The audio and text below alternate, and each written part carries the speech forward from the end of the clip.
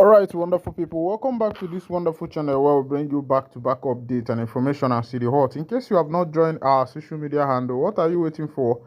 Kindly go ahead and subscribe, like, comment, share, and also remember to all your notification buttons so that whenever our news drop, you go be the first. We'll collect them.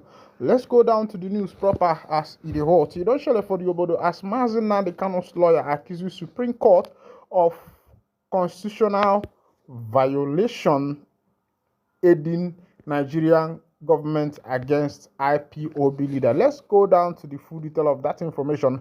In a statement issued on Thursday, Ife said the Apex Court judgment in Kanu's case had effectively aligned itself with executive lawlessness and undermined Kanu's fundamental human rights as provided by the law.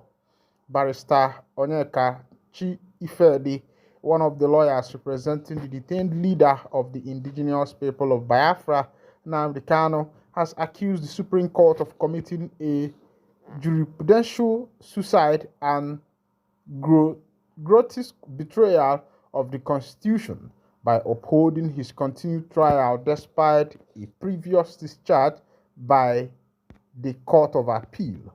In a statement issued on Thursday, Ife said the Apex Court judgment in Kanu's case had effectively aligned itself with executive lawlessness and undermined Kanu's fundamental human rights as provided by the law. We condemned in the strongest possible terms the Supreme Court of Nigeria's grotesque betrayal of the Constitution in FRN v. Nnamdi Kanu, Ife said.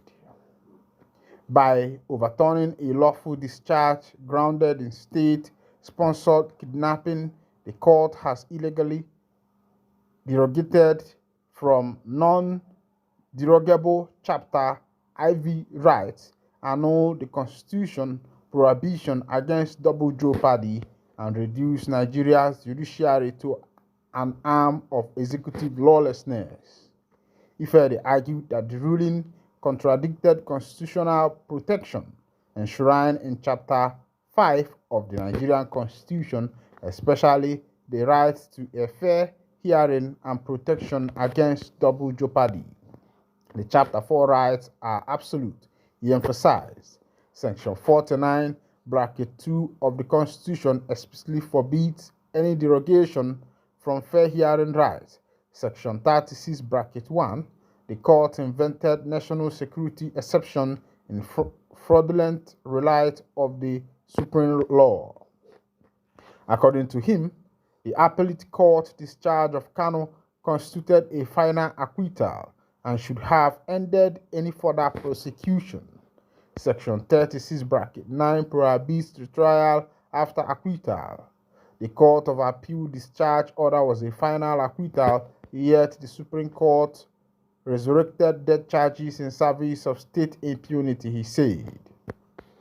The lawyer also raised jurisdictional objections, referencing international legal precedents against state past sponsored abduction, where a defendant is procured through state abduction.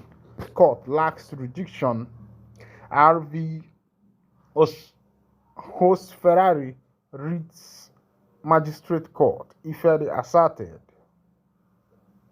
The Supreme Court failure to avoid proceedings reward kidnapping a state of policy. He compared Nigeria's position with international standard, citing decision in the United Kingdom, European Court of Human Rights, South Africa, and Human Rights Council that all condemned or nullified prosecution arising from unlawful rendition. Ife further condemned the Apex Court's alleged reliance on national security as justification for its ruling. The judgment's national security justification is legally dead on arrival, he said. Chapter 4 rights cannot be suspended even during war. Section 45, bracket 2, the Supreme Court has no power to create imaginary exception, calling the ruling morally perverse and internationally shameful. Ife said it violated Nigeria's obligation under international law, including the International Covenant on Civil and Political Rights (ICCPR) and the African Charter on Human and People's Rights. He demanded Kanu'S immediate release, reconsideration of the judgment by the Supreme Court, an ICC investigation, and targeted UN sanctions.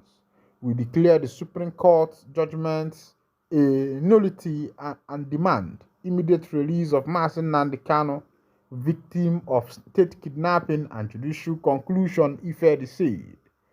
The Supreme Court has shred Nigeria's social contract when the highest court licensed state abduction, suspension, non-derogable rights, and voids double jeopardy.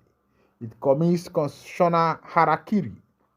This judgment is not law, it is tyranny disguised as jurisprudence.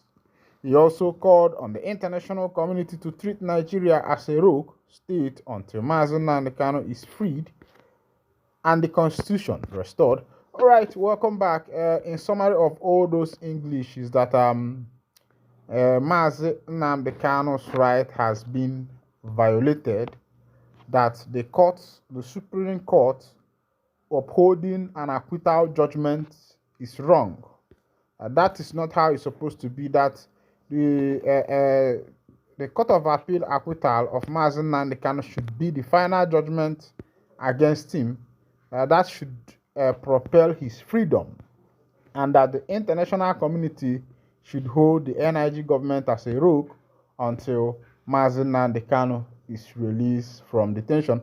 All right, another information, they say that troop raid IPOB ESN hideout in Delta State, arrest 13 suspects, confirmed collaborators to further investigation. The issue now is that anybody that is arrested in any state is tagged IPOB. But let's go down to that information. According to the information, the troops of 63 Brigade Nigerian Army and Sector 1 of the Joint Task Force South JTF SSS Operation Delta Safe have conducted a series of successful raids on suspected hideouts of the indigenous people of Biafra and its arm wing, the Eastern Security Network. The week-long operation, which ran from July 26 to August 1, 2025, targeted criminal enclaves in Abacha Camp and Fulani Camp areas of Opanam, located in Oshime local government area of the state. All right, if they catch thief in Delta State, they go tag them IPOB. But when it comes to good thing or other things, IPOB will disagree that they are not part of.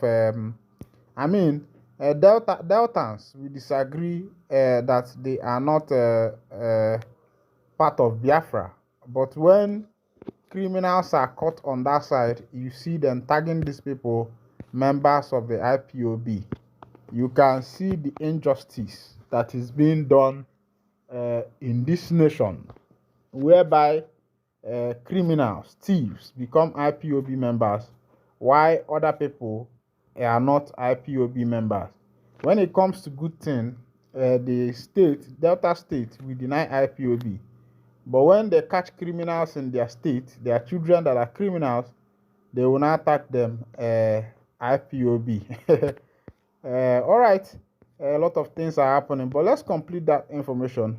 As it is, according to press statement by Captain Liyasu Bawarijao, Acting Assistant Director, Army Public Relations for 63 Brigade, the intelligence-led raids led to the arrest of 13 suspects. The individuals were subsequently handed over to 63 Military Intelligence Regiment for detailed profiling. Following the profiling exercise, 4 of the arrested individuals were confirmed to be active collaborators of IPOB ESM network.